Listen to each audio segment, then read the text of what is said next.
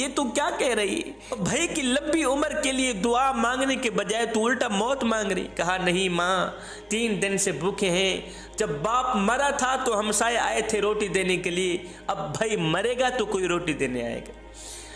ہم غریب ہمسائے کے گھر روٹی دیتے ہیں لیکن تب جب وہ مر جاتا ہے۔ ہمارے ہاں یہاں رواج ہے نہیں، جب ہمارے محلے میں کوئی فوتگی ہو جاتی ہے تو پھر سارے محلے والے مل کر اس مرنے والے کے گھر پوری فیملی کے لیے کھانا پہنچاتے ہیں، روٹی پہنچاتے ہیں۔ میں نے کہا نادانو، اے مرنے والا روٹی روٹی کرتا مر گیا، مرنے والا 3 دن کا بھوکا تھا آخر مر گیا، اور روٹی کھلاتے تو اسی مرنے والے کو کھلاتے، آج اس کے مرنے کے بعد تمہاری دی روٹی کس کام کی؟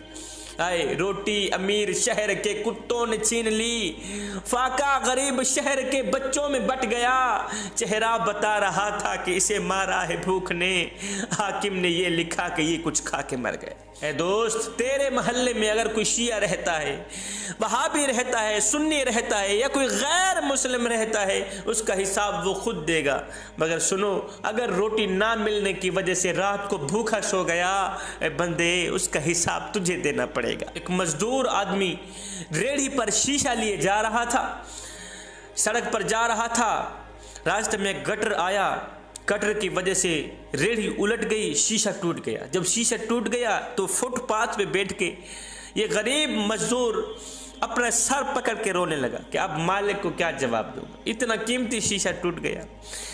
سڑک پہ بیٹھ کے سر پکڑ کر رونے لگا۔ ہر بندہ آ رہا تھا دلاسا دینے کے لیے، دلاسا دینے ہی لوگ آتے ہیں نا، دلاسا دے رہا تھا، کوئی بات نہیں میاں چپ کر، جو ہونا تھا سو ہو گئے۔ اتنے میں ایک بزرگ آگے بڑھا، اس نے جیب میں سے 100 کا نوٹ نکالا، اس غریب مزدور کے ہاتھ میں دے دیا، کہا یار اس سے تیرا نقصان تو پورا نہیں ہوگا پر رکھ لے۔ بزرگ کے ہاتھ سے غریب کو پیسے دیتا دیکھ کر اب سب لوگوں نے ایسے ہی کیا، جیب میں ہاتھ ڈالا، کسی نے 10 نکالے، کسی نے 50 نکالے، کسی نے 100 نکالا، غریب کے ہاتھ میں دیتے گئے، غریب کے ہاتھ میں دیتے گئے۔ تھوڑی دیر کے بعد اس کے شیشے کی رقم پوری ہو گئی۔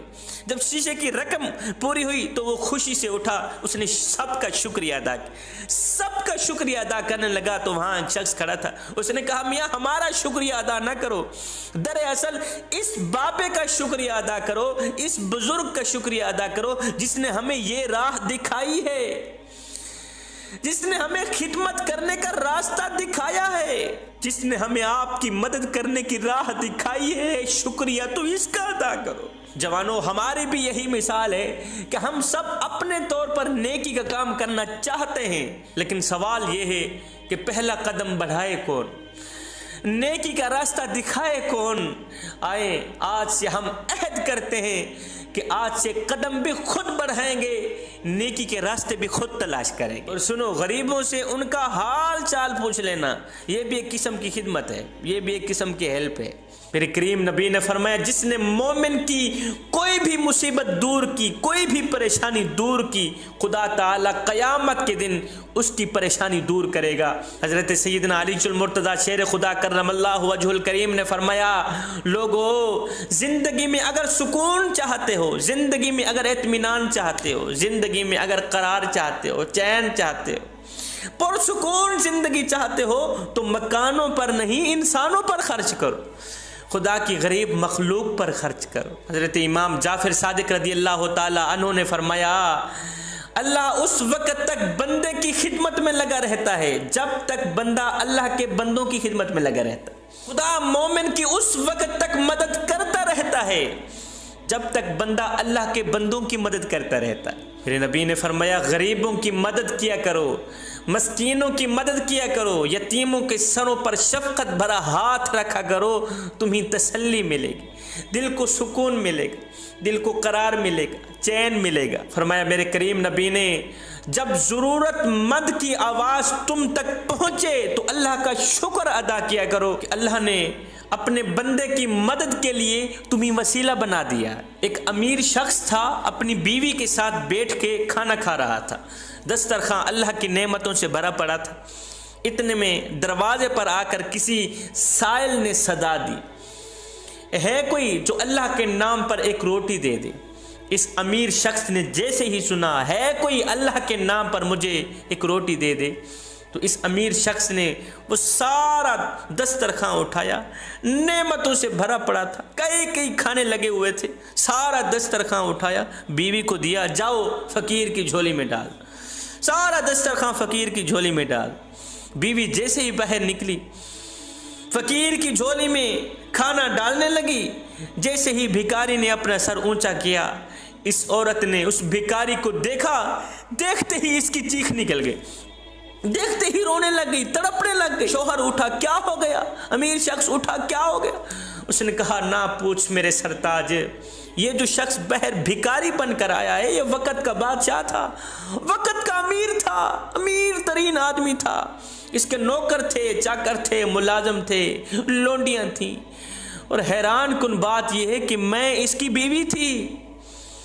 لیکن ہوا یوں، ایک دن اس کے دروازے پر ایک فقیر آیا کچھ مانگنے کے لیے، ایک مصیبت زدہ شخص آیا کچھ مانگنے کے لیے، تو اس نے اسے خوب مارا، مارنے کے بعد اسے دھکے دے کر حویلی سے باہر نکال دیا۔ اس غریب شخص کو مار پیٹ کر دھکے دے کر گھر سے باہر نکال دیا۔ جیسے ہی وہ شخص گھر سے باہر نکلا، اس نے آسمان کی طرف دیکھا، ٹھنڈی سانسیں نکالی، اس کی اس ٹھنڈی سانسوں نے اس شخص کو تباہ و برباد کر کے رکھ دی۔ یہ اسی دن سے تباہ ہوتا گیا، یہ اسی دن سے زوال کی طرف جاتا گیا، برباد ہوتا گیا۔ نوکر چلے گئے، چاکر چلے گئے، ملازم چلے گئے، لونڈیاں چلی گئیں، اس نے مجھے طلاق دے ڈالی اور میں آپ کے نکاح میں آ گئی۔ اس کی یہ حالت دیکھ کر مجھے اتنا رونا آ گیا ہے۔ یہ ساری کہانی سننے کے بعد شوہر نے کہا، بیگم اس سے بڑی تعجب والی بات نہ بتاؤں تجھے، اس سے بڑی حیران کر دینے والی بات نہ بتاؤں تجھے؟ کہا، جی بولیے۔ کہا، وہ جو شخص غریب اس کے دروازے پر آیا تھا نا، وہ جو فقیر اس کے دروازے پر کچھ مانگنے کو آیا تھا نا، وہ کوئی اور نہیں تھا، وہ میں ہی تھا۔ کسی کو دکھ دے کر، کسی کو غم دے کر، کسی کو تکلیف دے کر تجھے کیا لگتا ہے کہ تو ساری زندگی ایسے ہی مسکراتا رہے گا؟ نہ بندے، نہ، بس وقت کے الٹنے کی دیر ہے، تیری باری بھی دور نہیں ہے، اس لیے کہ زندگی کے کسی نہ کسی موڑ پہ اپنا کیا آخر بھگتنا ہی پڑتا ہے۔ حضرت عمر فاروق رضی اللہ تعالی عنہ کا دور مبارک تھا۔ آپ کے دور میں ایک بوڑھی عورت شکایت لے کر آپ کی بارگاہ میں حاضر ہوئی، آپ کی خدمت میں حاضر ہوئی، کہنے لگی، حضرت میری شکایت یہ ہے کہ میرے گھر میں کیڑے مکوڑے نہیں آتے، میرے گھر میں کیڑے مکوڑے نہیں آتے۔ عجیب سی شکایت لے کر آئی، میرے گھر میں کیڑے مکوڑے نہیں آتے۔ یہ سننے کے بعد حضرت نے فرمایا، مائی تو کہاں سے آئی ہے، تیرے گھر کہاں ہے؟ کہا، فلاں جگہ میرے گھر۔ کہا، تم جاؤ، آج سے کیڑے مکوڑوں کا آنا شروع ہو جائے گا۔ یہ بوڑھی عورت جیسے ہی گھر کی طرف روانہ ہوئی، لوگوں نے کہا، حضرت یہ تو عجیب سی شکایت لے کر آئی، اس کے گھر کیڑے مکوڑے نہیں آ رہے، پہلے تو ہم یہاں سے کیڑے مکوڑے اکٹھے کریں، اس کے گھر چھوڑ کر آئیں، پھر یہ خوش ہوگی، پھر اس کی شکایت پوری ہوگی۔ حضرت عمر فاروق رضی اللہ تعالی عنہ فوراً اٹھے، بیت المال میں گئے، وہاں راشن پانی اٹھایا، کھانے کی کچھ چیزیں اٹھائی۔ اس بڑھیا کے گھر تک جانے سے پہلے بڑھیا عورت کا گھر سامان سے بھر دیا، چاولوں سے بھر دیا، گندم سے بھر دیا، گھی سے بھر دیا، اناج سے بھر دیا۔ سیدنا عمر فاروق رضی اللہ تعالی عنہ یہ خدمات سر انجام دینے کے بعد واپس آئے، آ کر غلاموں کو کہا، بھائیو، جس گھر میں کھانے پینے کو کچھ نہ ہو وہاں کیڑوں مکوڑوں کا کیا کام؟ آپ نے یہ خدمات خود سر انجام، خود گئے بیت المال، خود سامان اٹھایا، چاول اٹھائے، گھی اٹھایا، گندم اٹھائی، کھانے پینے کا سارا سامان اٹھا کر خود گئے بڑھیا کے گھر میں چھوڑنے کے لیے، کیونکہ آپ جانتے تھے کہ عبادت اس مقام تک نہیں پہنچاتی جہاں غریب کی خدمت پہنچ